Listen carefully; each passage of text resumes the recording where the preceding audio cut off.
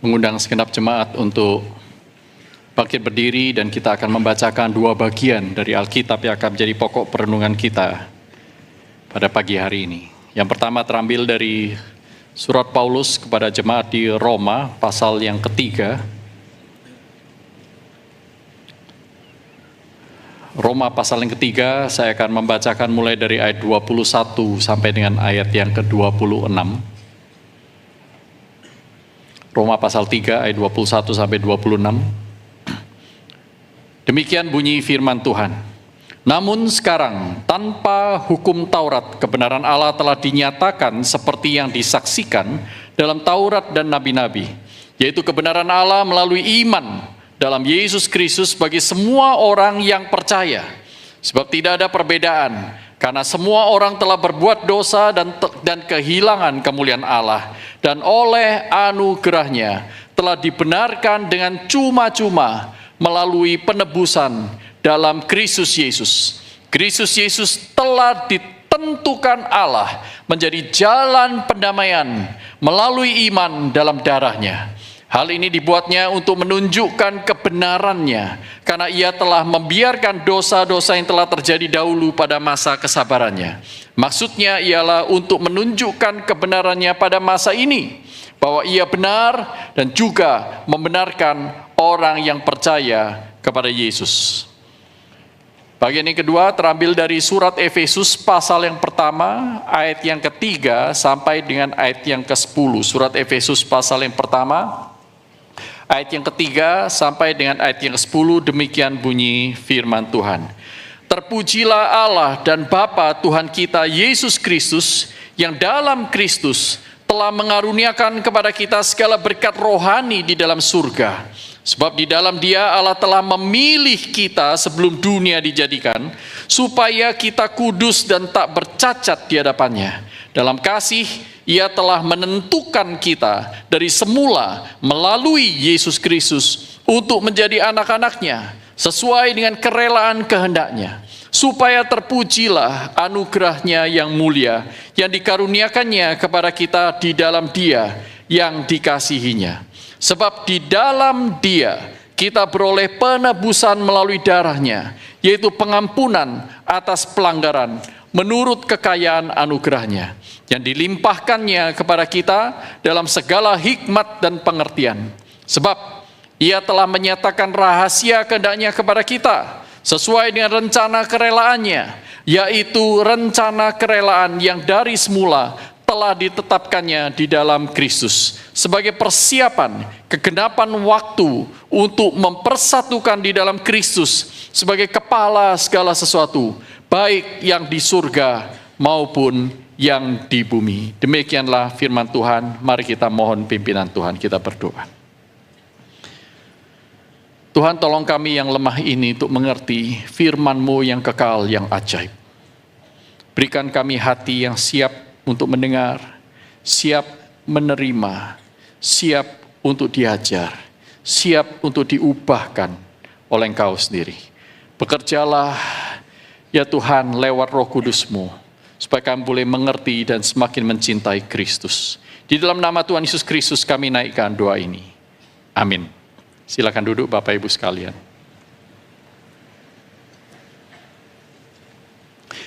Di dalam pergolakan dunia ataupun kekacauan hati kita pribadi, setiap hari kita melihat penderitaan, kecemasan, kegagalan, baik yang sifatnya global, regional, komunal, maupun secara pribadi. Dan hal-hal tersebut membuat kita sibuk mengobati gejala yang ada di sekitar kita.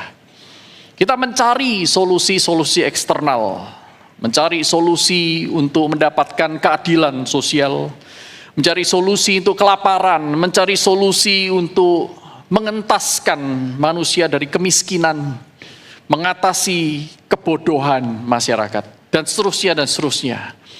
Kita berusaha menambah ilmu, kita belajar sekolah tinggi-tinggi, atau bahkan ketika kita penat dan stres, kita berusaha mencari hiburan-hiburan. Namun, problemnya adalah inti permasalahan dari semua masalah manusia itu belum tersentuh. Kita hanya berusaha menyelesaikan masalah-masalah di hilir, tetapi yang di hulu kita tidak serius menyelesaikannya. Itulah sebabnya pada hari ini mari kita tinggalkan perbaikan-perbaikan dangkal. Bukan berarti itu tidak penting. Tetapi mari kita melihat lebih jauh lagi di dalam firman Tuhan. Apa sih yang sebenarnya menjadi akar masalah? Kesumber tunggal yang melahirkan setiap derita dan nelangsa yang kita hadapi. Apa sih inti sesungguhnya dari permasalahan manusia? Dan apa yang Allah kerjakan di tengah-tengah kita? D.A. Carson dalam bukunya A Call to Spiritual Reformation berkata demikian dalam terjemahan bebas saya. Jika Allah melihat bahwa kebutuhan terbesar kita adalah ekonomi, Dia akan mengutus seorang ekonom besar untuk menyelesaikan semua masalah ekonomi di dunia. Jika Dia melihat bahwa kebutuhan terbesar kita adalah hiburan, maka Dia akan mengutus komedian atau seniman. Jika Allah melihat bahwa kebutuhan terbesar kita adalah stabilitas politik, maka Dia akan mengutus seorang politisi yang handal.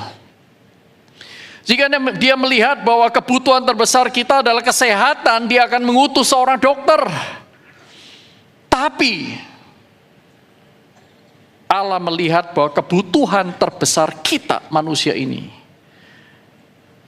itu berkaitan dengan dosa-dosa kita.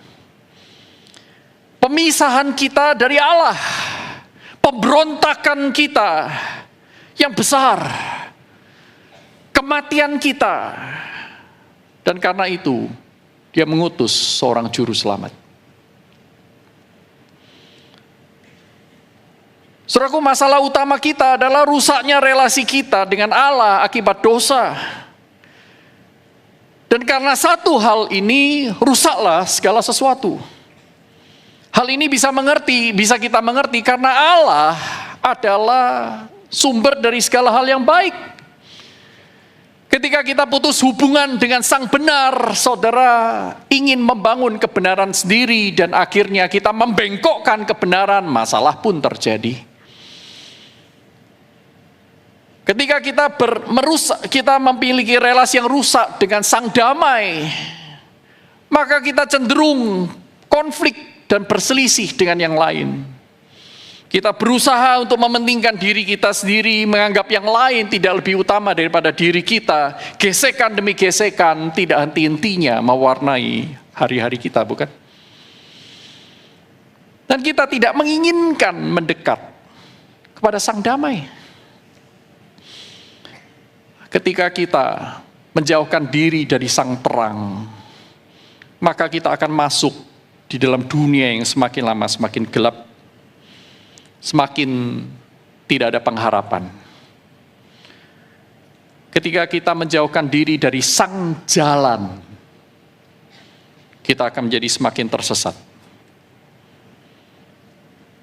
Saudaraku yang terkasih dalam Tuhan, maka benar yang kita paling butuhkan di dunia ini, sekalipun kita mempunyai kebutuhan-kebutuhan yang lain, tetapi yang paling utama, yang paling kita butuhkan, yang membuat hidup kita menjadi semakin bermakna, ada pengharapan, ada semangat untuk menjalani hidup hari ke hari, itu adalah kita berdamai lagi dengan Allah oleh pengampunan dosa di dalam Kristus. Pertanyaannya adalah mengapa? Mengapa harus lewat Kristus? Mengapa saudara dan saya membutuhkan dan percaya kepada pengampunan dosa? Apakah nggak ada cara yang lain? Dan bagaimana saudara dan saya bisa memperoleh pengampunan yang memperbaiki relasi itu, sehingga hidup kita menjadi semakin dipulihkan di dalam Allah?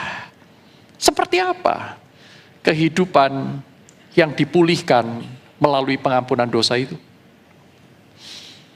Kita akan memikirkan beberapa pertanyaan ini di dalam waktu yang singkat yang ada.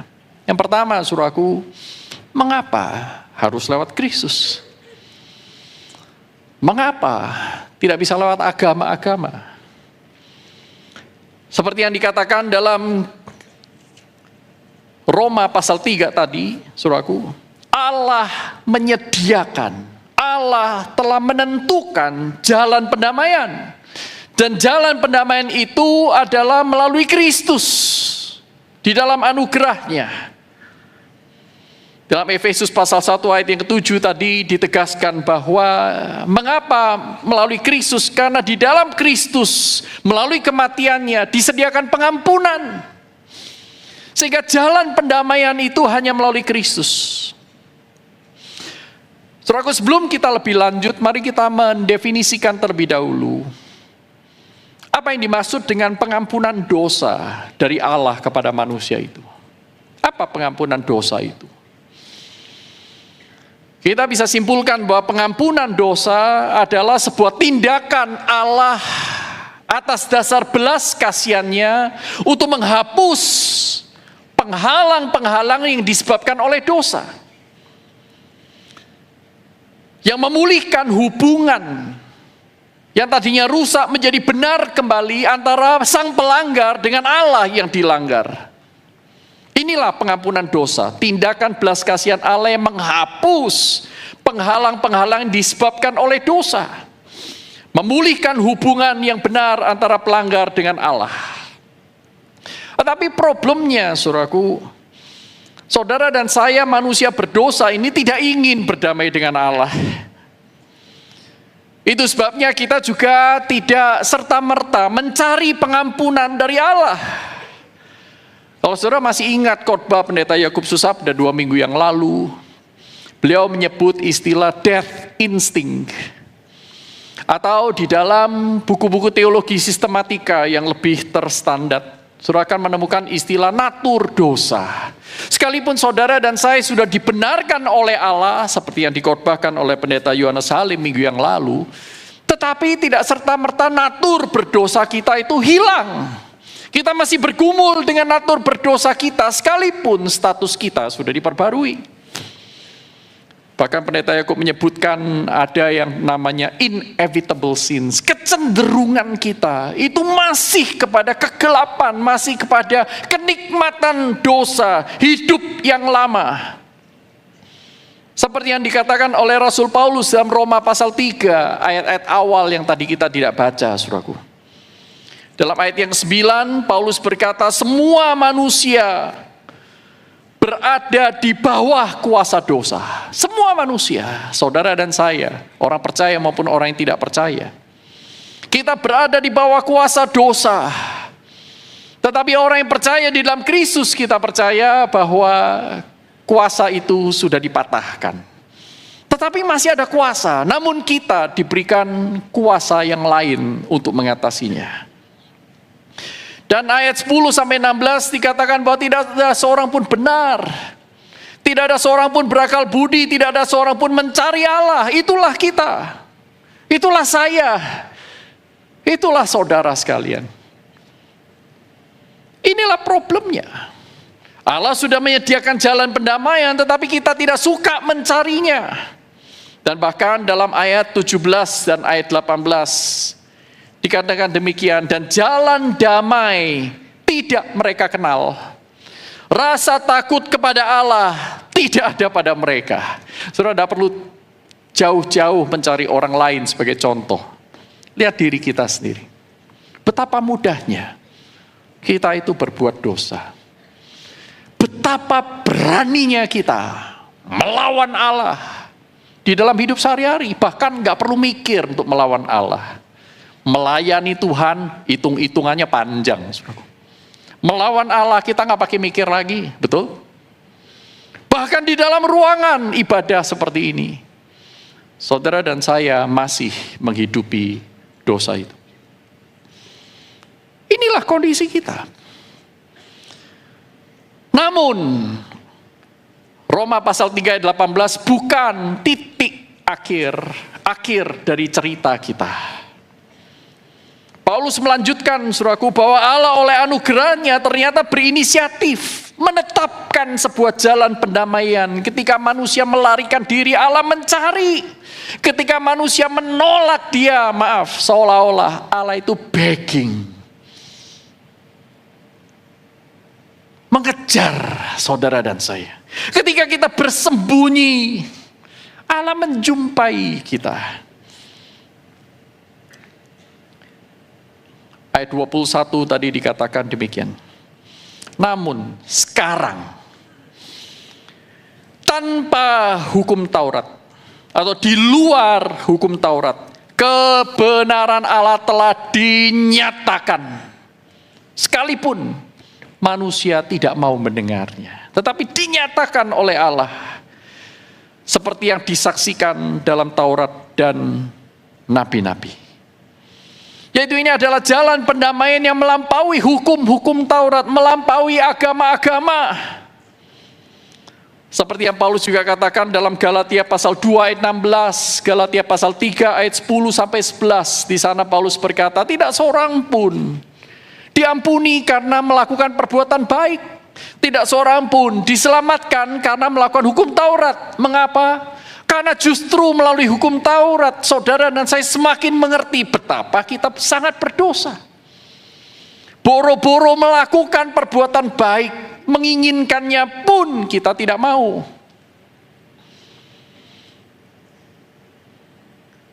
Jadi hukum Taurat, agama-agama tidak ada yang menyelamatkan. Termasuk agama Kristen. Agama Kristen sebagai sebuah sistem itu tidak menyelamatkan. Kecuali jika melaluinya ada berjumpa dengan Kristus. Karena ayat 24 dikatakan bahwa jalan pendamaian itu adalah penebusan dalam Yesus Kristus. Bukan ritual-ritual yang ada. Sekalipun ritual-ritual itu hal yang baik. Membaca Alkitab, berdoa, melayani baik. Tetapi betapa banyak orang melakukan semuanya itu hanya sebagai ritual yang kosong dan tidak datang kepada Allah untuk mendapatkan pengampunan dosa. Mereka justru berpikir dengan demikian mereka bisa membayar pengampunan dosa itu. Yang justru berdampak sebaliknya. Kita bukan mengagungkan, memuliakan Allah, kita justru menganggap Dia tidak lebih penting daripada usaha manusia.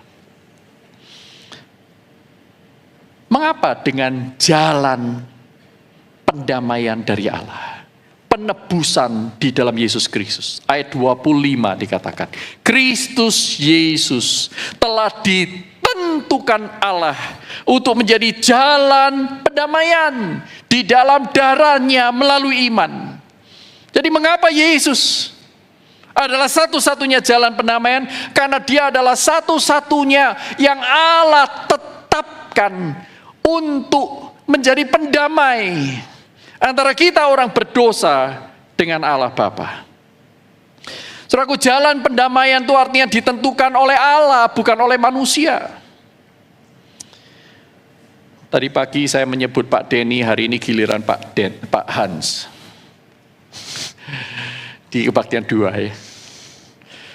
Saudara bayangkan suatu pagi saudara jalan-jalan, di dekat UPH ini ada kegiatan yang tidak seperti biasanya. Sebuah mobil kontainer cukup besar menurunkan sebuah mobil mewah dan Pak Hans Denny ada di sampingnya mengawasi supaya mobil itu turun dengan sempurna tanpa lecet.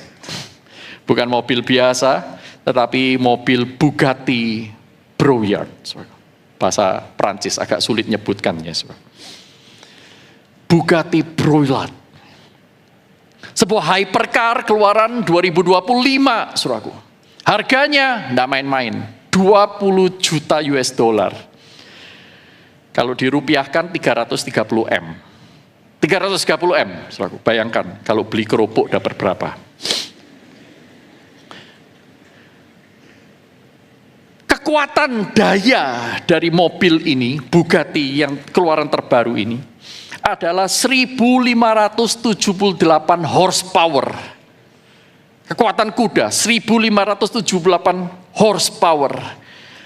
Untuk membandingkannya, pemenang F1 2024, mobil Red Bull Honda dengan sebutan teknis RB20 itu dikendarai oleh Max Verstappen, itu kekuatannya hanya 1021 horsepower. Nah, yang dibeli oleh Pak Hans Denny 1578. Lebih kuat daripada jet darat F1.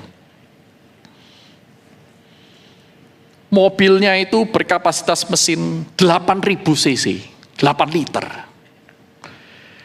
Nah, top speednya 380 km per jam. Kalau jet darat itu 350 km per jam. Ini lebih cepat daripada jet darat. Maka sebutannya bukan supercar lagi, sebutannya hypercar. Saudara tahu kecepatan berapa waktu yang dibutuhkan untuk mobil itu ditarik kencang dari 0 sampai 100 km per jam? Hanya butuh 2,5 detik. Jadi dari diam ya. 3, 2, 1, go! 1, 2, 2,5, udah 100 km per jam. Saudara. Kita lihat tiba-tiba ngilang dia. Bayangkan, di Karawaci ini, punya Pak Hans Denny. 330 M, jangan tanya saya dapat uangnya dari mana. Andaikan. Kemudian pas saya lagi jalan-jalan di sana, Pak Hans Denny mobil baru ya? Iya Pak. Boleh nggak saya test drive? Oh boleh. Karena Pak Hans mungkin sungkan nolak ya. Tapi Pak, maaf, jangan lama-lama. Sebentar lagi saya ada rapat. Oke Pak, beres. Maka saya bawalah test drive Bugatti Broyard ini, saudaraku. Itu pergi ke Karawaci Barat. Ya, pergi ke sana, lewat pasar. Dan kemudian pergi ke Karawaci Utara, saudaraku. Kena macet-macet, belokan di Kelapa II itu, saudaraku. Kalau macet-macet begitu, saudaraku, naik Bugatti dengan naik Avanza itu tidak beda jauh. Betul ya? Beda cuman lebih empuk, ya, baunya lebih baru gitu. Akhirnya saya memberanikan diri masuk di tol, saudaraku. Pergi ke arah Merak sana. Naik tol kenceng. Wah, saya mau mencoba apa artinya 2,5 detik 0 sampai 100 km per jam. Karena tidak terbiasa nancep sekencang itu, saudaraku, saya langsung berhadapan mendadak karena kecepatan begitu tinggi. Di depan tuh ada truk kontainer. Saya langsung banting setir ke kiri, ada mobil yang lain banting ke kanan, banting kiri, banting kanan, serempet kiri, serempet kanan, guling. Tapi karena mobilnya baru, hebat, canggih, fitur keamanannya itu prima, 330 M. Sekalipun guling-guling lecet, mobil masih bisa jalan dan pengendara itu aman. Maka saya bawa pulang kembali ke tempat Pak Hans Denny. Pak Hans Denny, maaf ya, lecet dikit. Sudah guling-guling ini ya. Saya kembalikan. Pak Hans Denny dari jauh itu sudah jantungnya mau copot. Ini mobil baru turun dari kontainer, belum juga serah terima surat jalan itu baru ditandatangani. Mobilnya sudah ringsek kayak begitu. Nah, kemudian melihat wajah Pak Hans Denny sudah berubah terhadap saya, tadi senyum-senyum, sekarang nggak tahu seperti apa. Sudah bayangkan ya. Kemudian saya bilang, Pak Denny jangan khawatir, saya ganti. Butuh berapa sih? 1 juta. Kalau butuh lebih dari 1 juta, saya bisa transfer Pak, 5 juta ya, boleh ya Pak, 5 juta. Sebab Pak Hans Denny itu mikir, 1 juta ya, itu ganti pentil 4 ban aja tidak cukup. Karena itu tidak ada di toko manapun, harus diimpor dari Perancis hanya untuk pentil, 5 juta. Itu beli spionnya saja tidak cukup. Dan sekarang pertanyaan saya kepada saudara, pada kita semua. Hubungan saya dengan Pak Hans Denny sejak kecelakaan itu, sejak pelanggaran yang saya lakukan, itu seperti apa? Baik atau rusak? Rusak. Betul ya, rusak ya? Nah sekarang, bagaimana caranya supaya hubungan itu baik lagi? Siapa yang tentukan jalan damainya? Saya atau Pak Hans? Mengapa? Karena beliau yang dilanggar, saya yang melanggar. Jadi yang menentukan, yang berhak menentukan harga pendamaian itu bukan saya. Bukan orang yang melanggar, bukan semau-maunya kita. Demikian pula dalam dosa, saudaraku. Kita telah melanggar perjanjian dengan Allah yang seharusnya kita itu dicipta menurut gambar dan rupa Allah, tetapi kita justru ingin menjadi Allah. Kita melawan Dia, kita merusak diri kita dengan dosa-dosa kita. Dan itu harganya sangat mahal. Tuhan menghargai hidup Anda dan saya lebih daripada kita menghargai hidup kita sendiri. Saudara anggap dosa itu murah karena saudara menganggap diri Anda murah. Tetapi Allah tidak pernah menganggap demikian. Itu sebabnya untuk menebus Anda, Dia memberikan anaknya yang tunggal, supaya barang siapa percaya kepadanya tidak binasa, yang berharga, tidak selama-lamanya rusak, tetapi beroleh hidup kekal. Mengapa? Karena saudara adalah ciptaan yang berharga. Cipta menurut gambar dan rupa Allah. Jangan pandang remeh diri Anda. Saudaraku yang terkasih dalam Tuhan, secara hak dalam relasi yang rusak, jalan pendamaian ditentukan oleh pihak yang dilanggar, bukan oleh yang melanggar.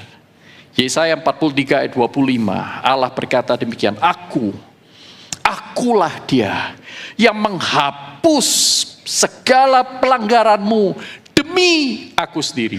Allah ini. Dan Aku tidak mengingat-ingat dosamu. Matius 26 ayat 28, dalam perjamuan malam terakhir Tuhan Yesus berkata, sebab inilah, sambil mengangkat cawan itu, inilah darahku, darah perjanjian, yang ditumpahkan bagi banyak orang untuk pengampunan dosa-dosa. Allah sudah menetapkan jalan pendamaian, Dialah yang berinisiatif, tidak mungkin dari kita. Dan jalan pendamaian itu adalah di dalam Yesus Kristus, anaknya yang tunggal, the most beloved one and begotten one, satu-satunya. Itu secara hak.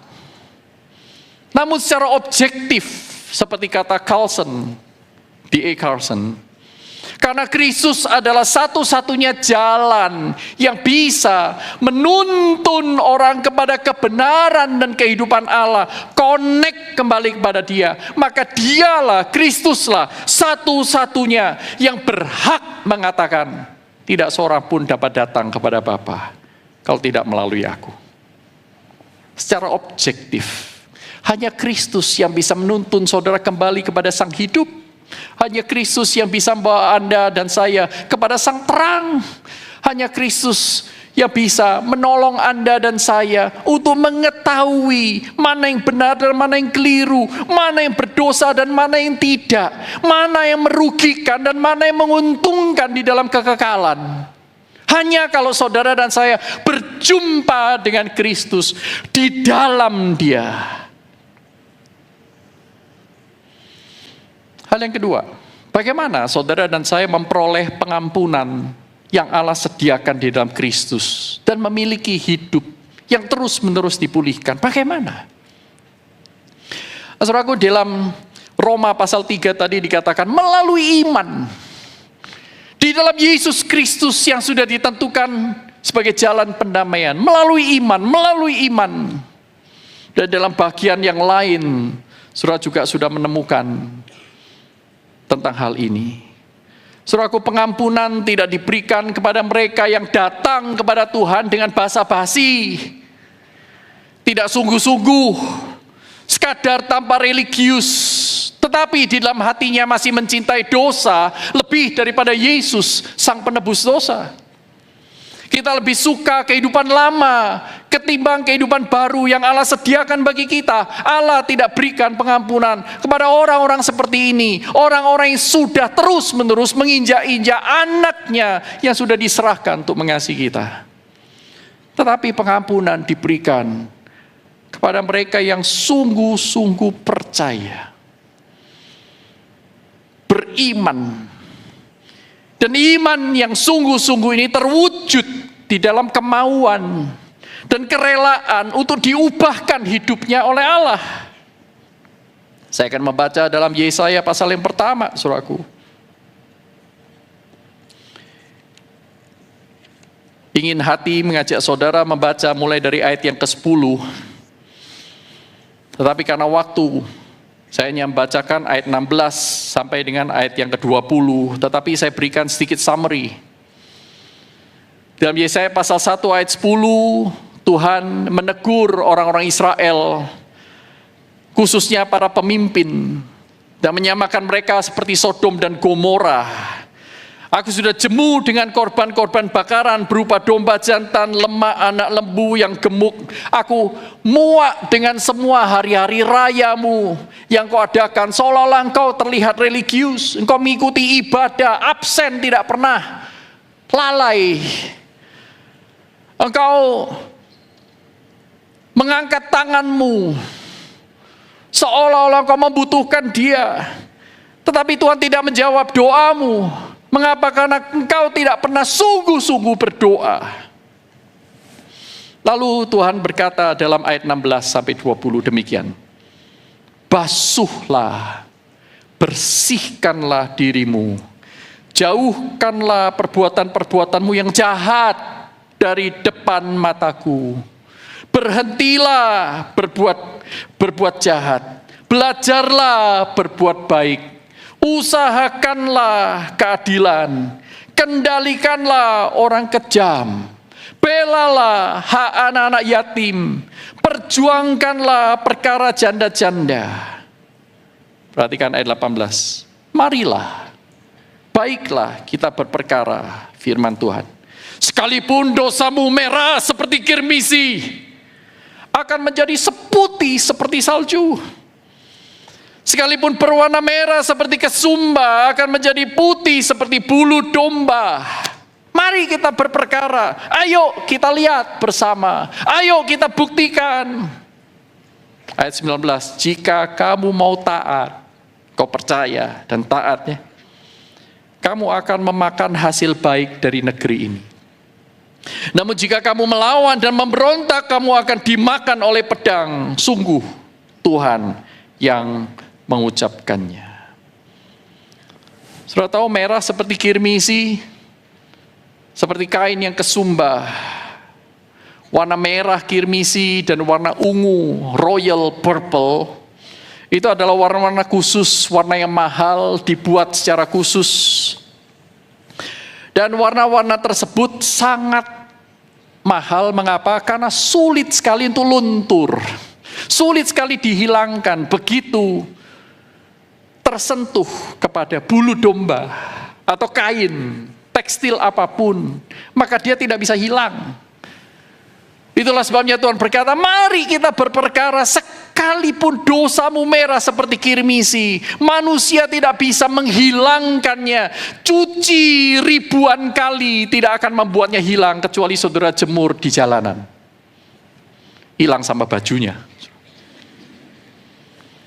Gak bisa hilang, saudaraku. Tetapi mari kita berperkara, aku akan membuatnya seputih salju, seputih bulu domba, seperti belum terkena pewarna sedikit pun. Aku akan menghapuskan dosa-dosamu. Aku tidak mengingat-ingatnya lagi. Manusia gagal, aku Allah tidak pernah gagal. Akulah dia yang akan menghapus dosa-dosamu. Akulah dia yang akan menghilangkan semua penghalang-penghalang untuk engkau bisa berdamai dan mengenal dengan aku. Akulah dia. Tetapi, apa yang harus saudara dan saya lakukan? Bersihkanlah dirimu, berbuat baik, bela para janda, tegakkan keadilan. Artinya apa? Jangan cuma ngomong, tetapi beralihlah ke pihak Allah.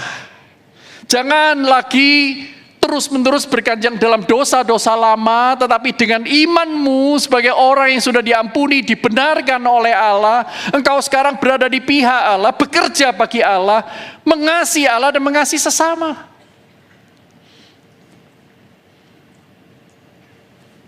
Mungkin ada sebagian dari kita berkata, Pak, tapi dosa saya ini besar banget, Pak. Apa mungkin Tuhan itu bisa menolong saya? Apa mungkin Tuhan masih mau mengampuni saya? Dosa saya besar sekali.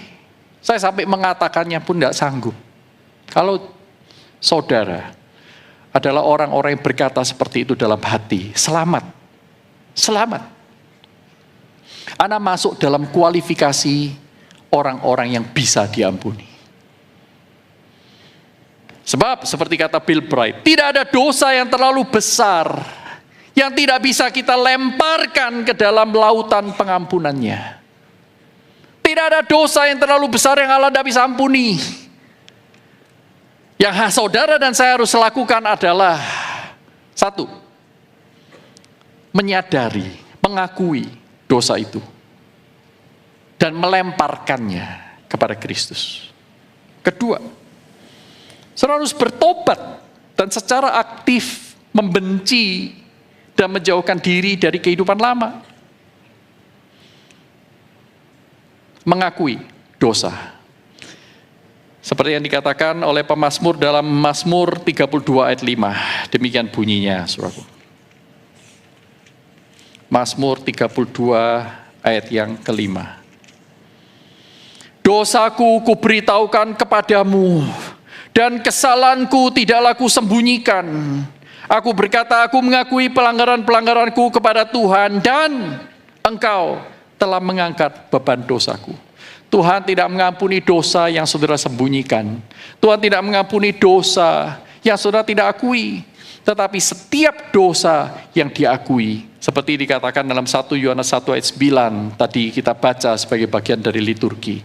Jika kita mengaku dosa kita, Ia setia dan adil, dan Ia akan mengampuni kita dan menyucikan kita dari segala kejahatan, segala kejahatan, you name it, Tuhan akan selesaikan, Tuhan akan ampuni, tetapi saudara dan saya pertama-tama harus mengakuinya. Inilah iman. Iman yang percaya bahwa Allah Maha Pengampun, iman yang percaya bahwa kuasa pengampunan Allah lebih besar daripada besarnya dosa saya, iman yang percaya bahwa Kristus sanggup dan Kristus cukup. Iman yang percaya bahwa Allah tidak main-main di dalam memberikan pengharapan Injilnya. Percaya bahwa Allah tidak pernah bohong, Allah tidak pernah berdusta. Apa yang Dia katakan, Dia akan selalu lakukan. Kalau saudara betul-betul percaya dan saudara sadar bahwa dosa tidak membawa kebaikan tetapi justru membawa kematian, maka saudara akan mengakuinya, membawa dosa-dosa itu kepada Tuhan. Tuhan, aku jatuh. Aku akui, aku tidak serius terhadap Engkau. Aku akui, waktu aku jatuh aku tidak berpikir panjang. Waktu aku harus akui Tuhan, waktu aku jatuh, aku pikir itu adalah satu-satunya jalan yang lebih baik. Bahkan itu mungkin jalan darimu, tanpa aku cek lagi dengan firman Tuhan. Tuhan, ampuni aku sudah keliru, aku sudah salah ambil langkah. Saudara akui. Maka firman Tuhan berkata, jika engkau mengakui dosamu, maka Ia setia. Setia artinya apa? Dia tidak pernah membatalkan janjinya. Dia setia, Dia adil, dan Dia akan menyelesaikan dosa itu di dalam Kristus. Bertobat. Kisah Rasul pasal 3 ayat 19. Kisah Rasul pasal 3 ayat 19 berkata, karena itu sadarlah dan bertobatlah supaya dosamu dihapuskan. Saudaraku, salah satu bentuk pertobatan, bentuk kita beriman, kita percaya bahwa Allah adalah Allah yang baik, adalah dengan kita semakin mendekat kepada Allah. Bukan menjauhi Allah. Ini yang namanya bertobat. Bertobat artinya saudara switch arah, switch orientasi. Kalau tadinya menjauh dari Allah, sekarang mendekat kepada Allah. Kalau tadinya mendekat kepada dosa, sekarang kita menjauh dari dosa. Dan dari sana saudara mulai mengerti apa yang tercatat dalam Yesaya pasal 1 ayat 16-20 tadi. Allah ingin saudara dan saya semakin mendekat kepada Allah, melakukan pekerjaan-pekerjaan Allah, pelayanan, saudaraku. Pelayanan adalah salah satu jalan yang Allah berikan kepada kita supaya kita semakin hidup menyerupa Allah yang melayani. Semakin beroleh persekutuan di dalam penderitaan ketika kita melayani. Semakin kita belajar apa artinya memikul salib dan menyangkal diri ketika saudara dan saya melayani. Orang yang tidak melayani Allah dan tidak melayani sesamanya akan semakin hari ditarik ke dalam diri yang berdosa. Egois, egosentris. Bagaimana saudara bisa bersekutu dengan Allah yang melayani dengan cara tidak melayani? Bagaimana saudara dan saya bisa bersekutu, mendekat kepada Allah yang hidup ketika kita lebih menyukai kematian dalam keputusan-keputusan kita. Namun sekalipun demikian, saudara, beberapa di antara kita dan termasuk saya, mungkin masih berpikir, Tuhan, kenapa ya? Aku sudah melakukan semuanya itu. Mengakui sudah, bertobat sudah, tapi masih jatuh. Gimana ya Tuhan? Minggu yang lalu Pak Yohanes Halim menceritakan seseorang DM kepada dia dan berkata, kenapa kita masih sering jatuh ke dosa-dosa itu lagi? Saudaraku, satu penyebab yang menurut saya salah satu penyebab yang bisa menjawab tentang hal ini adalah bahwa kita itu mengalami spiritual amnesia. Pikun rohani. Spiritual amnesia. Saudara, 11 tahun yang lalu di Manchester, ada seorang gadis kecil usia 6 tahun bernama Molly Bent. Molly Bent. Usianya 6 tahun saat itu, saya berusaha mencari bagaimana dia hari ini, saya tidak menemukannya. Tetapi ini kisah 11 tahun yang lalu. Molly Bent ini dibawa oleh orang tuanya ke dokter karena kayaknya ada sesuatu yang salah dengan matanya. Dia pulang sekolah, sekarang mulai mengeluh, kok aku tidak bisa baca dengan jelas apa yang ada di papan tulis. Tadinya oke-oke saja. Malam hari ketika penerangan itu lebih redup, Molly ini sering tersandung di tempat-tempat yang bahkan dia itu familiar, di rumahnya sendiri. Maka orang tuanya Chris dan Eve ini membawa dia ke dokter mata. Setelah dicek dan didiagnosis, dia mengidap satu penyakit yang cukup langka bernama retinitis pigmentosa. Retinitis pigmentosa, ada kelainan di retinanya sehingga membuat seorang pengidapnya itu semakin lama semakin kehilangan penglihatan secara gradual sampai suatu saat dia akan buta. Chris dan Eve tidak asing dengan retinitis pigmentosa karena beberapa kakaknya itu juga mengidap hal yang sama. Tetapi mereka mendengar penjelasan dari dokter bahwa retinitis pigmentosa biasanya hanya diidap oleh seorang laki-laki, oleh laki-laki. Tapi Molly Bent ini kan perempuan. Namun diagnosis itu tidak keliru. Mereka berduka, mereka kaget, anak masih umur 6 tahun, sebentar lagi buta. Lalu apa yang dilakukan oleh Chris dan Eve ini? Dia memberikan secarik kertas kepada Molly Bent. Dia pakai kacamata yang sekarang semakin lama semakin tebal.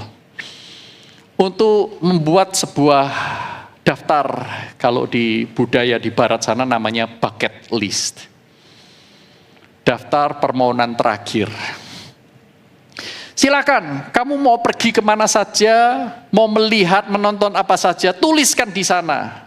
Maka Molly Bent menulis, saudaraku, banyak sekali item di sana, cukup banyak. Saudara bisa menemukan fotonya di internet panjang, saudaraku. Segini kertasnya, tapi tulisannya besar-besar sih. Dia menulis begini, dia ingin pergi ke Disneyland. Dia ingin pergi ke London. Dia ingin melihat Istana Ratu, Queen's Palace.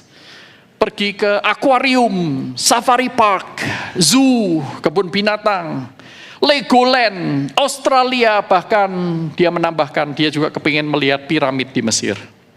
Dan beberapa lagi item yang lain. Maka orang tuanya Chris dan Eve ini yang bukan orang kaya, mereka mulai masuk dalam website berusaha untuk mengumpulkan dana, raising fund untuk Molly Band. Ketika orang bertanya, mengapa engkau lakukan itu? Jawaban mereka menarik, saudaraku. Mereka berkata begini, we just want to help her, to help Molly create as many magical memories as we possibly can. Kami mau menolong Molly untuk mempunyai memori-memori yang magical, yang dia tidak akan lupakan. Suatu saat nanti ketika dia sudah buta, tidak bisa melihat semuanya lagi, dia selalu ingat, aku pernah pergi ke Legoland, aku pernah pergi ke safari park, aku pernah pergi ke Mesir, aku pernah nonton konser ini dan konser itu.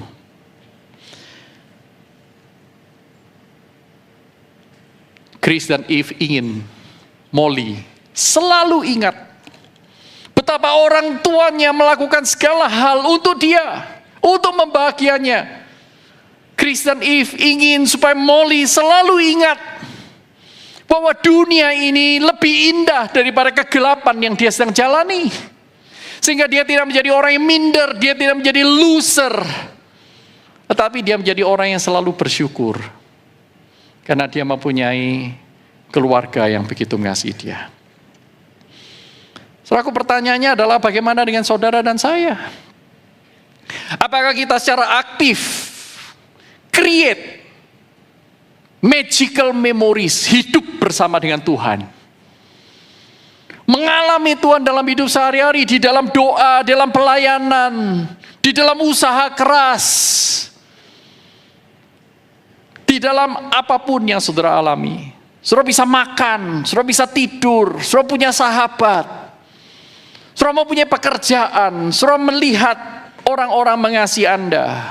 Jangan lupakan semuanya itu, create magical memories bersama dengan Allah. Supaya ketika suatu saat Anda dan saya masuk di dalam fase-fase gelap dalam hidup kita, saudara tidak menjadi amnesia dan meninggalkan Tuhan begitu saja.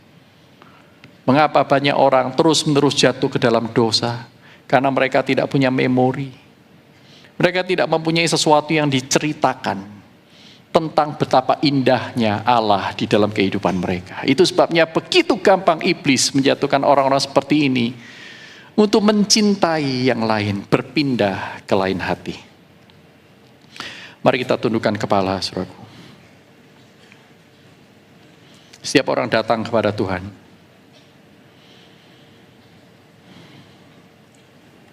izinkan saya sebagai hamba Tuhan menanyakan beberapa hal singkat. Yang pertama, jikalau Anda dan saya belum pernah betul-betul memperoleh pengampunan dosa di balik semua tingkah laku religius, keagamaan yang tidak menyelamatkan itu, hari ini saudara mendengarkan Injil Yesus Kristus diberikan untuk menjadi satu-satunya jalan penebusan dari Allah untuk menyelesaikan masalah-masalah Anda. Jikalau ada orang-orang demikian, saya tidak minta Anda bangkit berdiri, saya tidak minta Anda angkat tangan.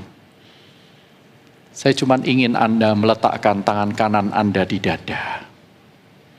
Tidak perlu ada orang melihat. Jikalau Anda merasa belum pernah mendapatkan pengampunan dosa sebelumnya, dan hari ini Injil memanggilmu pulang, letakkan tangan kananmu di dada. Puji Tuhan, puji Tuhan, puji Tuhan. Turunkan. Tuhan memberi janjinya kepadamu. Jikalau engkau mengakui dosamu, Ia setia dan adil. Dia akan mengampunimu seberapapun besar dosa itu. Dan Dia akan menyucikan engkau dari segala kejahatan. Yang kedua, bagi rekan-rekan yang pernah mengalami pengampunan dosa dan bahkan menghidupi identitas sebagai umat tebusan Allah, tetapi masih struggle, jatuh ke dosa-dosa tertentu yang sangat sulit untuk dihindari. Dan hari ini firman Tuhan mengajak kita untuk terus-menerus mengingat Dia dengan iman, menjauhkan diri dari perbuatan-perbuatan yang jahat, dari godaan-godaan, pencobaan-pencobaan yang selama ini kita gagal, karena kita tidak sungguh-sungguh menjauhinya. Hari ini saudara ingin memohon kepada Tuhan, Tuhan tolong aku, Tuhan bantu aku untuk ingat betapa manisnya hidup bersamamu, betapa damainya aku berada di dekatmu. Dan saudara berjanji ingin bersama-sama dengan pertolongan Roh Kudus secara aktif menjauhi kehidupan lama itu dan mulai melayani. Ada orang-orang demikian. Letakkan tangan kananmu di dada. Engkau ingin lebih sungguh-sungguh mengikut Tuhan. Puji Tuhan. Puji Tuhan yang di atas. Puji Tuhan yang di bawah. Turunkan tanganmu. Mari kita berdoa. Tuhan, kuatkan iman kami ketika kami lemah. Terangi kami ketika kami lebih menyukai kegelapan. Carilah kami Tuhan ketika kami tanpa sadar berusaha bersembunyi darimu, lebih menyukai kegelapan. Inilah kami di dalam rintihan yang mungkin tak terucapkan, di dalam air mata yang mungkin akan kami hapus karena kami tidak mau orang lain melihat. Namun Kau telah melihat, Tuhan. Kami bersyukur karena Engkau adalah Allah yang bermurah hati, berbelas kasihan, membuka tangan-Mu bagi setiap orang yang ingin pulang kepadamu. Seperti seorang ayah yang lari menyongsong sang anak yang hilang. Hari ini kami melihat Engkau berlari-lari mengejar kami. Terima kasih Tuhan, Kau tidak membuat kami lupa akan kasih-Mu yang besar. Dan buat rekan-rekan yang hari ini betul-betul ingin kembali memulihkan relasinya bersama dengan Engkau. Mereka mau mengakui dosa-dosa pelanggaran mereka, mengambil waktu khusus sepulang dari ibadah ini untuk mengakui pelanggaran-pelanggaran mereka. Tuhan, limpahkan pengampunan-Mu kepada mereka. Kuatkan jiwa mereka melalui Roh Kudus-Mu. Dan juga kepada kami semua yang ada di tempat ini yang ingin mengikut Engkau dengan lebih sungguh, menjauhi dosa-dosa yang terus menjebak kami. Tuhan, tolonglah kami untuk hidup menyerupamu dari hari ke hari, melayanimu, hidup untuk tujuan yang Tuhan sendiri tetapkan, damai sejahtera bagi surga dan bumi. Dengarlah doa kami yang jauh dari sempurna ini Tuhan. Jawablah seru doa kami yang kami naikkan dengan kesungguhan. Di dalam nama Tuhan Yesus Kristus, Juru Selamat kami yang hidup. Semua yang beriman dan percaya katakan, amin.